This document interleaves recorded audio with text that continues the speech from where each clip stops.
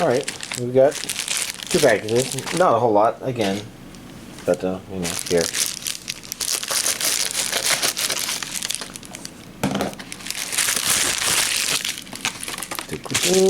And then prime deal today.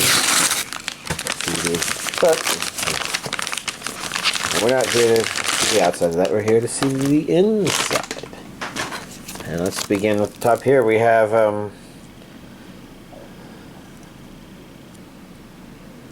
when will Ayumu make his move? That's some really strange font there. And I knew it was something about making a move. And the character designs kind of remind me of that Teasing Master something show. I can definitely feel there's more plastic here, but it's sticking to everything. Guess I chose to put it up there today. I see a region A, I see a Japanese with English subtitles. Curious looking title.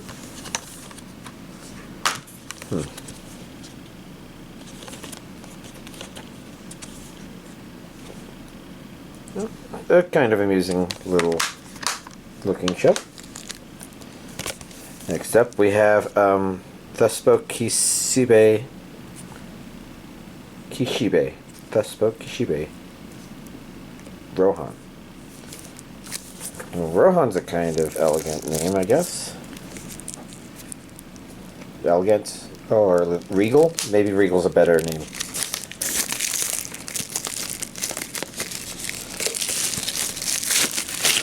Don't know much about this one either, although I do know that, you know, it's one of these.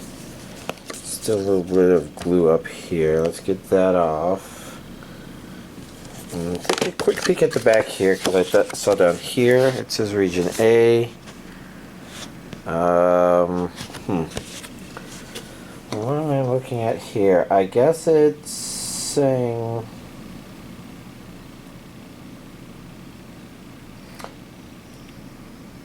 Okay. So the visiting extra says right here there's English dub. Okay.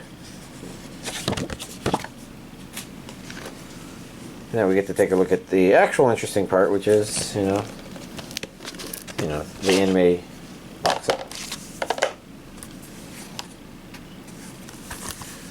I'm really not sure what this series is, though. I say series, but I did think it was maybe a movie, and there is a singular disc.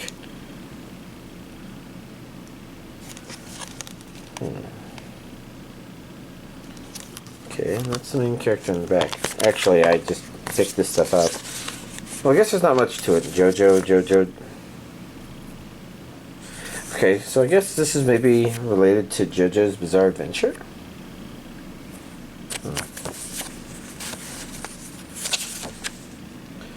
Which doesn't explain why I've not heard of its name, but I guess the fact that it's a movie probably more explains that, since I think those can, you know, stay under my radar a little bit easier. I don't know. I did not get a very quick impression. I didn't get a very good impression what was in the booklet, but it didn't seem like... Well, it didn't seem like a big thing. Anyways, whatever. Devil is a Part-Timer, Season 2. Which, you know, I'm curious about, but I never could quite get into the groove of Season 2. It's just been too long since I watched Season 1. That's Regions A and B. And I'm unable to really focus on any of the things. Episodes, bonus audio. No wonder. They're like doing it really tiny to the side. But that's, looking on the side here, English and Japanese audio, so... Here's a dub. I would expect there to be. Did I notice what was in it? I don't remember. I hate it when that happens. You know, there's a little bit of corner still left there, and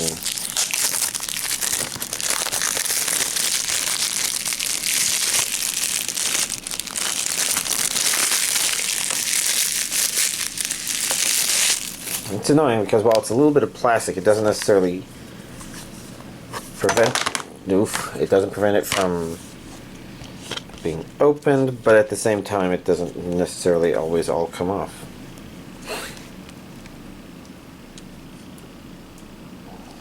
Oh,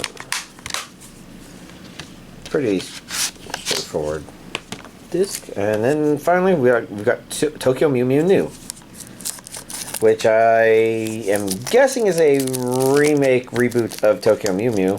I don't remember how much of that there is. I remember watching a little bit of the first series way long ago when I was still downloading and watching stuff.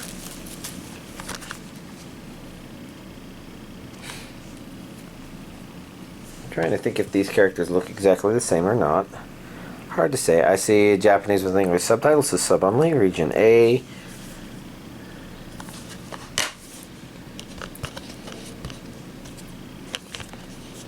Nice straightforward release, but you know, this is what the industry is having to do in order to kind of hold on. That's respectable. Well, here we go. Here's this week's anime Blu-ray collection update.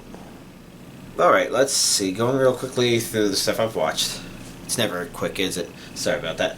Helk, Episode 2.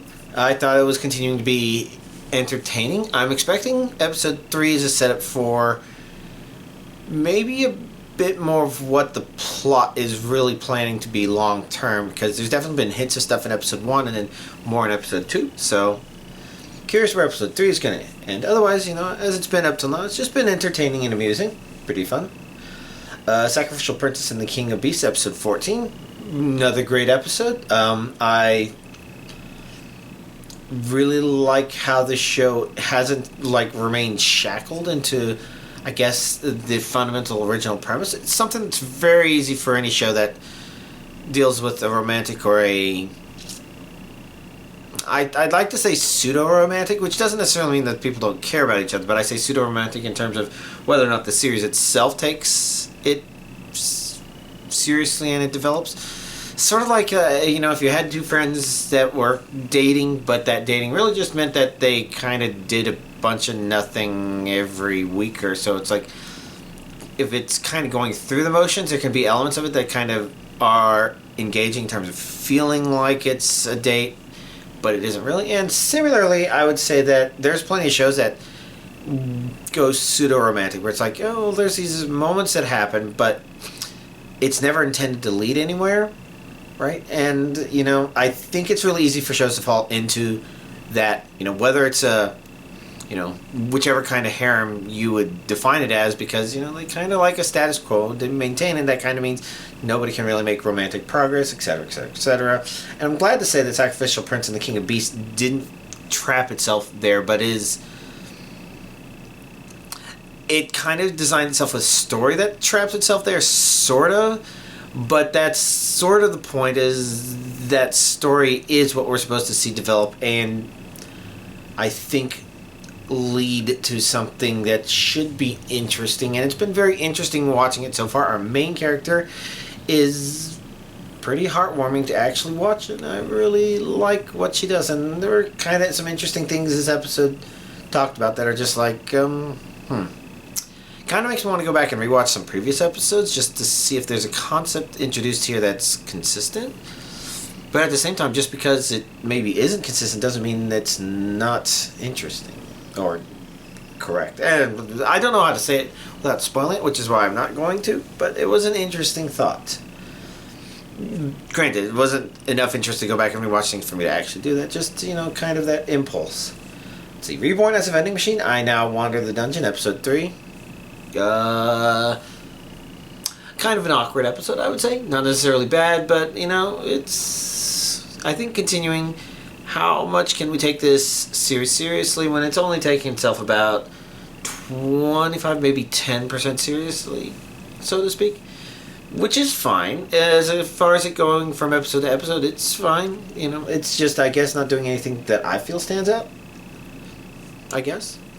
Undead Murder Farce, Episode 3. So that's an interesting thing. Well, okay, so the previous one I mentioned Episode 3, but maybe that's a good... Oh, well, I guess it doesn't feel like it's got that direction forward that would make it super, super compelling. Not necessarily bad. Undead Murder Farce, kind of a shaky Episode 3 in that regard. Although I would say that I think you know whether or not you'll enjoy this series by the time you reach episode 3. And episode 3 was entertaining. It's definitely playing around really well with its mystery solving elements as well as its main characters. There's little bits and pieces missing here and there, which it feels like it's going to lead up to an interesting reveal. And if there's any complaint, it's just that, it's taking too long for the individual episodes to come out, and it would be kind of nice to have seen this completed story arc. But they're coming out at a leisurely pace. Isn't quite the right thing, but a comfortable pace where you could almost probably binge watch the individual story arcs at the end of the thing. I think it's kind of similar. Ayakashi Samurai Horror Tales. There's the Goblin Cat story, and if you're familiar with the anime series called Mononoke, not to be confused with Princess Mononoke, but Mononoke, the inspiration for the creation of Mononoke was that Goblin Cat story arc from Ayakashi Samurai Horror Tales. And that's kind of one of those hidden gems of anime where if you've never seen it, I would recommend you watch those 3 episodes in particular. You don't have to watch the rest of the stuff. It's not an interconnected series. It's just 3 stories. And the final 3 episodes, the Goblin Cat, are actually quite phenomenal at storytelling. And I would say that those 3 episodes together are really good to watch together. I imagine if people watched them as they aired, it was probably quite harsh, because they're timed just right to be a short but really well made movie. And I'm wondering if maybe Undead Murder Farce kind of has that same sort of thing going for it, with an introductory episode and maybe 3 or 4. I'm expecting this story arc to be over after the 3rd episode. So after episode 4, I expect it to be over. It might not be. I also expect it to be over by episode 2, because I wasn't quite sure if it was going to go. But, it just kind of continued to be interesting. But, I don't know. Thoughts? Great Cleric, episode 3. Yeah, I mean, at least this one has a direction. I don't know if it's got a good end goal. Again, some of my problems with the show continues to just be that it's hard to feel the economy of things. And it's not necessarily bad in that regard. Let's see, the main character did that, entertaining stuff, and down real, I don't know, I don't know.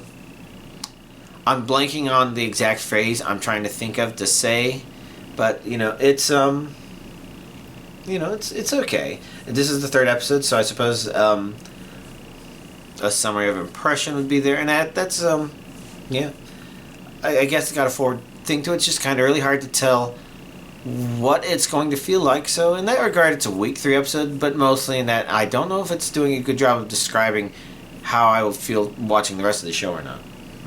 The Most Heretical Last Boss Queen, from Villainous to Savior, episode 3. An interesting twist in this episode in terms of what it's doing with stuff. Fun to watch, especially since they are maintaining that our main character does have significant traits that make it different from whatever that one I was comparing it to, I forget. Another one of those ones where somebody got reincarnated as the Villainous and, remembered when they were a child as that Villainous. But this one is definitely setting itself up to definitely, it's explaining certain things in terms of how the character was definitely set up to be a final bossy sort of character. And I don't mean bossy, I mean like a final boss. And it is exploring it in interesting ways in that regard. And so the things that happened in this episode were interesting, although I was kind of curious to see what the end result of all of it was, and we didn't get to see that. So, next episode. Rurouni Kenshin 2023, episode 3. Continuing to be a nice show, an interesting show. It's Rurouni Kenshin. I think people would agree that, like, the original show wasn't, leaning heavily on its kind of comical presentation stuff. This one is definitely more serious and thought-provoking, I would say. Just along the same general lines, but, that sort of stuff. And it's nice. I think it makes sense why, people fell in love with the old one. Let's see, Reign of the Seven Spellblades, episode 3. Yeah, this show's okay. I think the big problem with it is, I feel like there's really good elements being juggled, but I guess I'm not really sure what it's trying to juggle, what its goal is, what kind of show it's trying to present itself as. It's doing interesting things, but I'm not sure if I feel the direction to them. And that's kind of unfortunate, and that could just be a me thing. But it does mean that, I could see people dropping this just because they're like, that's interesting stuff, but I'm not quite sure where you're going with this, so sorry. But, I think I'll continue trying to watch it. Let's see, my unique skill makes me OP even at level 1, episode 3. I think if you had a pretty good feeling of whether or not you would want to watch the show by the first 2 episodes, this one probably continues. Maybe there's a slight interesting development, but not too really. It's not bad. It's just weird just because, how do I put this? There's some elements of it that sort of remind me of some of the arbitrariness of Fruit of Evolution, but at the same time, I feel like it's better than that in that regard. Like, that one was just like, okay, yeah, here we go, and we've set it up for you. And this one's just more like the world is kind of set up, and our main character is just kind of finding it as he goes along, but it doesn't feel like he's being led by his hand through the story. He's just kind of exploring stuff. I do feel like the cockroach joke was done a little stronger than I would prefer, but I think there's definitely a preference thing there. It's not necessarily it was definitely too long, I suppose. I don't know. But overall, entertaining enough. Let me see. Episode 4 of Am I Actually the Strongest got delayed, so we'll catch up on that this coming weekend, I suppose. Classroom for Heroes, episode 3. I would say it was a pretty good episode. Not necessarily as good as the previous episode, I would say, but one of those things where just like, okay, it feels like it's just approaching the way a lot of these character archetypes interact in a very fresh way, and it's got some interesting ideas that it's exploring that feel kind of relevant to the general idea. Like episode 2, I thought was very relevant to the setup. Episode 3, it still feels along those lines, but it's playing around with something else, and it didn't quite reach a resolution to that stuff, so it's kind of curious where it's going to go, but it's been entertaining enough. The show's problem is mostly that it's kind of hard to tell what an end goal is going to look like and what a build-up is maybe looking like, because it's hard to say if it's necessarily doing that. I guess I could come up with some ideas in my head, so it's not the worst one like this that I mentioned, but I could definitely see people feeling that. No, entertaining enough. Jobless Reincarnation, Season 2, Episode 3. Fuck that yellow-haired hypocrite. Forget her name. I have trouble remembering a lot of names, obviously. And it was really interesting because for that one I was trying to look up information without spoiling information related to what the stinger after the credits was supposed to mean. Because I got the impression that we had seen that person before, but I couldn't remember where or how. But maybe I should go and try it again. But I did read the comments for the episode. I'm like, I think people are not understanding. Like, okay, the 2 characters didn't do nice things, but one of them was an outright hypocrite and the one who started it. So it kind of, it makes her a really bad person. Like, she kicked Rudius when he was down, for all intents and purposes. And he didn't kick her while she was down. He kicked up while he was down. That just makes her, like, triple the aggressor, and then fuck that other bitch for taking her side. I hate them.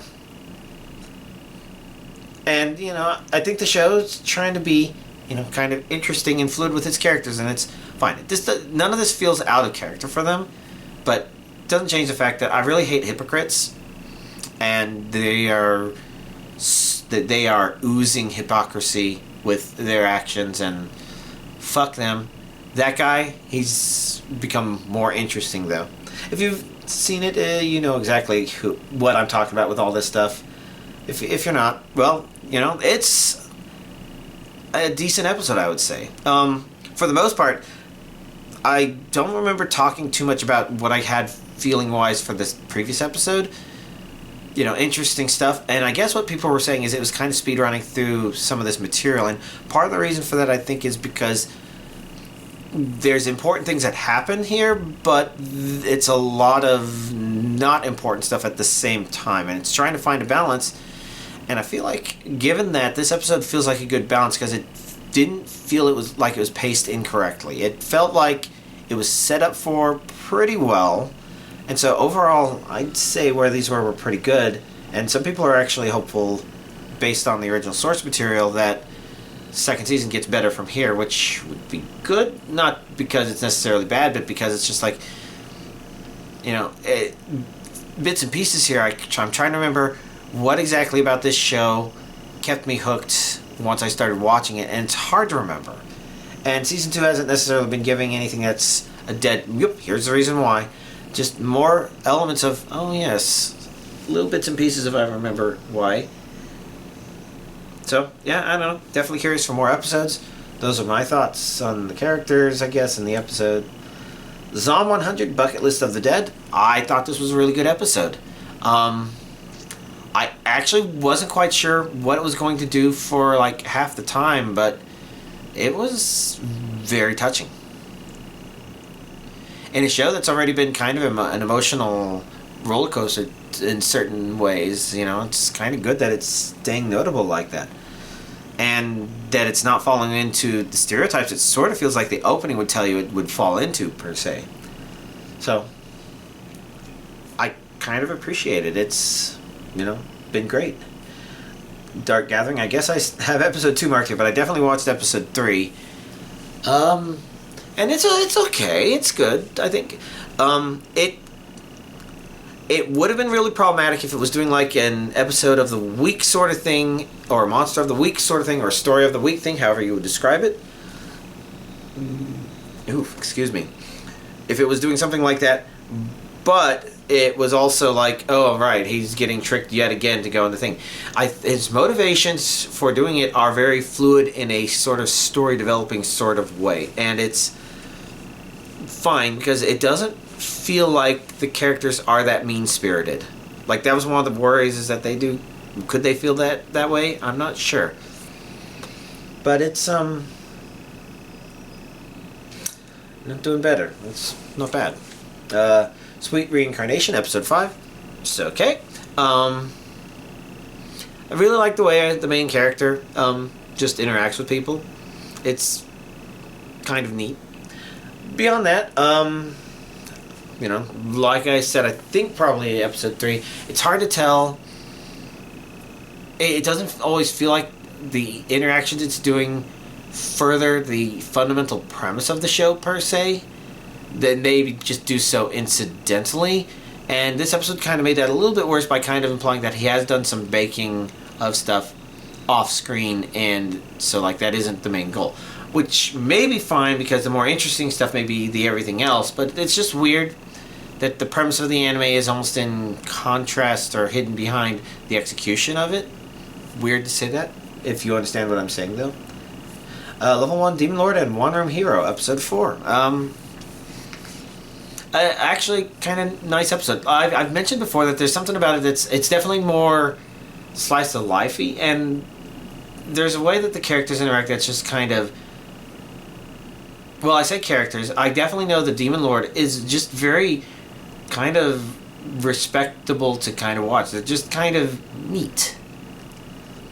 And definitely more of that. This one explored some interesting ideas. Oh, yeah. But I don't want to talk about that. I was thinking about something from another episode this week, but yeah, don't want to talk about that. So overall, you know, fun episode. I'm enjoying continuing watching it. You know, kind of knowing that it's aimless to a degree. You know, there's a goal, but I think it's more about how these characters keep interacting. And there was some communication from that character, so that was interesting. Alright, so outside of that, other stuff. So, it was a pretty busy weekend. Started out with me and 3 friends getting together to play Magic the Gathering. Now, I've been playing Magic the Gathering for many, many years now. It's sometime in the 90s when I would have started. So it's definitely well over 2 decades. And that's a long time. But, it's still a fun game to play. But as I've gotten older and gotten more money and also waned interest in try too hard at it, what we tend to do, especially with, well, I wouldn't say especially with, what we tend to explore is, let's get a booster box and just construct decks right then and there. That's one way to play. Another way that a lot of people keep the game interesting is by playing Commander. And if you're not familiar with that, it's basically the rules of how you build a deck are different to encourage people to be able to dive down into a lot of their lesser used cards, because people tend to accumulate a lot of cards and many of them just don't have any application. I have way too many to build potential Commander decks.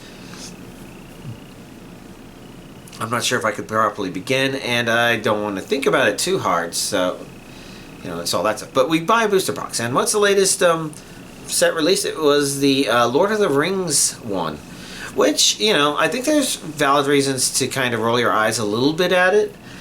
A good example of that would be Black Aragorn. It's just Aragorn? Strider? Black Strider? It's just kind of eye-rolling, because it'd be like taking Genghis Khan, although he's a real person, not a fictional character, but it'd be like taking Genghis Khan and turning him into a white guy. It's just like, huh? Because Lord of the Rings is supposed to be a kind of pseudo-fake fantasy history of Europe, to a certain degree. To kind of take the place of fairy tales sort of stuff that might have been considered missing. And that was kind of the goal, and that's like why it's like, okay. So that's why almost everybody there is white. It's because it's an ancient fantasy Europe, basically. And I think that's fine. It would be the same way as having, documentary about an African tribe that went through things, and we're talking about sub-Saharan Africa, maybe the Deep South even. And it's like, oh, well, they're all black. Well, yeah, you would kind of expect that. So, for example, a lot of the casting choices in Black Panther, which wasn't about that, that's a present-day thing, fine. That's kind of where it's supposed to.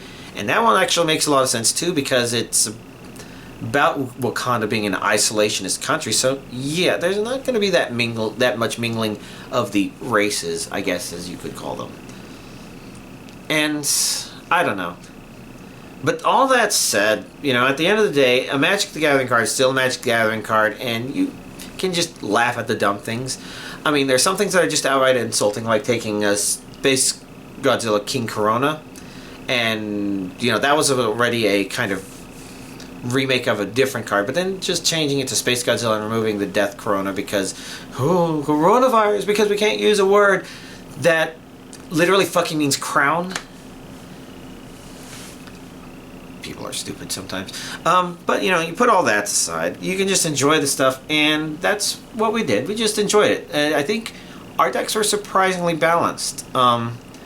I think me and my Friday friend, we were always destined to not quite win. Sometimes you choose a strategy that just hits like thunder and just destroys everything on the board. And sometimes you just choose a strategy that does pretty well, but maybe doesn't do that one additional HP you need to do to finally win the game. And, that I think describes both of our decks quite about right. His was kind of a deck where individual things kept getting bigger and people just couldn't do things about it because of equipment, whereas mine was definitely weirder. I was going for I noticed all the scrying stuff in some of my I got enough notable elves where I'm like, maybe I should just do some scrying. And that was, I guess, the idea of my deck, and it was actually pretty good because I think 3 of us went with 3-color decks, and I think my Friday friend, his was a weird 3-color deck where he only had 2 colors of lands in it, and he was using other things that could generate mana to deal with the few things that had more colors than he naturally had. And that other guy occasionally got a little mana screwed, but mine stayed interestingly balanced because scrying kind of allows you to say, all right, well, you know, I did go with slightly more lands than I might normally do, but you know, I get stuff out and I start scrying, putting lands on the bottom of my deck if I need to. You know, I kept relevant cards just coming up very interestingly.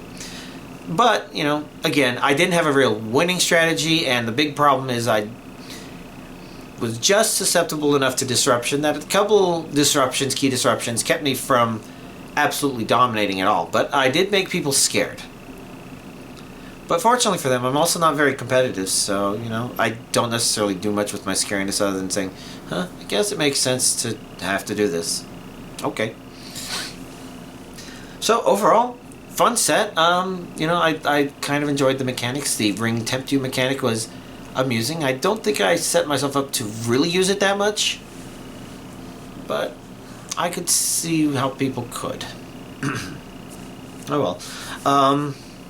Zelda Tears of the Kingdom. Like I said last week, I'm definitely seeing the finish line. You know, I'm still closing distance, but I have gotten all the caves, gotten all the wells. You know, I mentioned last week I had gotten all the armor, and I got all the quests queued up. Did I mention I got all the quests queued up? I got all the quests queued up. And, basically I'm just kind of slowly going through things until I feel like I've done everything. One of them is, you know, there's one more piece of armor I think I want to finish upgrading. And then once I'm done with that, then I guess I should stop doing armor-specific stuff. I say that as if it'll be quick to finish upgrading it. It's tricky. It'll be tricky. But yeah, it's all fine. So yeah, enjoying the ending of it. But I had to take a small break, or a half-day break from it this past weekend because this upcoming this upcoming weekend, the next Pokemon Scarlet Violet event raid Pokemon is one for which I think people's suggestions basically meant that I really wanted to train up an appropriate Pokemon in order to take it on. I have some other Pokemon that could maybe do it, but maybe not. And so I went with one that's, you know, basically I trained up a Corviknight. 2 Corviknights to be exact. And maybe they're not going to quite do it, but they might be fine. We'll have to see. Worst case, they're not fine and nothing else I have can do it, and then I have to see what strategy other people are coming up with. And technically, I have everything I need in order to just train up another Pokemon if I need to. Hopefully it won't come down to that. But, you know, I had to take the time to catch 2 shiny Rookies and Eevee train them, level them up, all that stuff, which is fast. One of my games I've still got left on the last Blissey event, so I get plenty of XP candies L and XL. So, not a problem. And if I really needed the shard things, the Terra shards, it's a good source for them too. The only thing it doesn't necessarily guarantee is money. Actually, it doesn't give me any money, so, but it's whatever. So, it's all that stuff. Other thing to keep in mind is this week is when the mid chapter is supposed to come out for Dead by Daylight with Nicolas Cage. I wish I could say I'm looking forward to playing it, but I do want to. I feel like I need to get that Tears of the Kingdom stuff done, so I'll continue focusing on that. Alright. So there we go. That's me blabbering on. If there's anything else worth saying, I did see a question asked of me of whether or not I watch my stuff, and the answer is I don't watch a lot of stuff that I get in. I mean, it's a lot of energy to watch some of it. Some of it I just don't watch because I've already watched as it aired. But let's see, it's 1, 2, 3, 4, 5, 6, 7, 10, 11, 12, 13, 14, 15 or 16 episodes a week already. And on top of whatever else I do. Yeah, I don't know. Well, maybe that would change. It's not like I've got things that arrived that I haven't been curious in. I would be interested in checking out, for example, that Tokyo Mew Mew New. It would be interesting to finish that. But I don't know. I might never get around to it. Oh well. Oh. Thanks for listening to me blabber on for, what, 40, 50 minutes now? Y'all, have a nice week.